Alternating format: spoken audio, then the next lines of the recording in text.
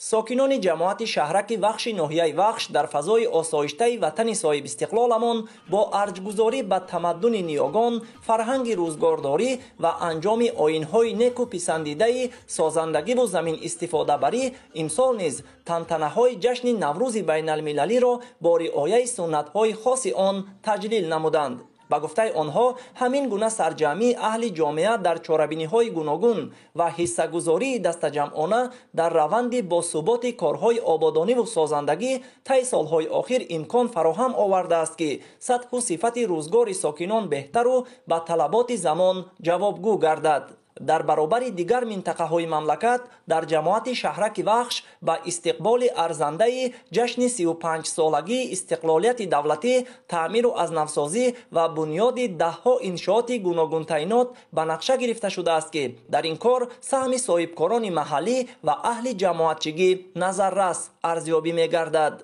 در جماعت شهرکی وخش برای 35 سالگی استقلالیت جمهوری تاجیکستان الکی خانه‌های بلند آشیانه‌ای که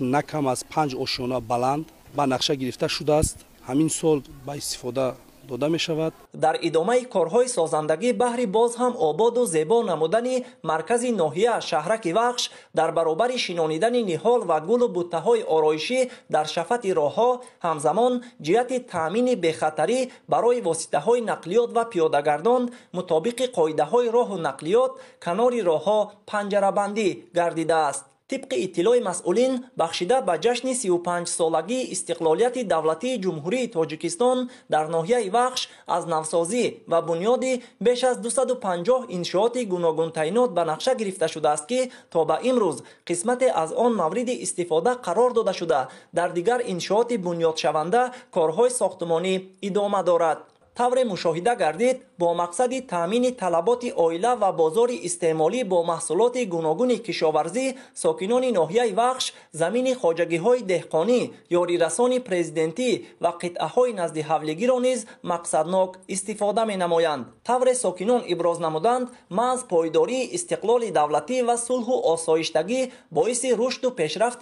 تمام سمت و ساحه‌های خواجگی خلق مملکت بخصوص ساکنان ناحیه وخش گردیده است و آنها توسط مهنت نتیجه بخش و انجام اقدام‌های سازنده مرحله به مرحله به زندگی شایسته نائل گردیده ایستاده‌اند. اسماعیل صاحب نظریان، موسی نور محمد، ناحیه وخش، اخبار.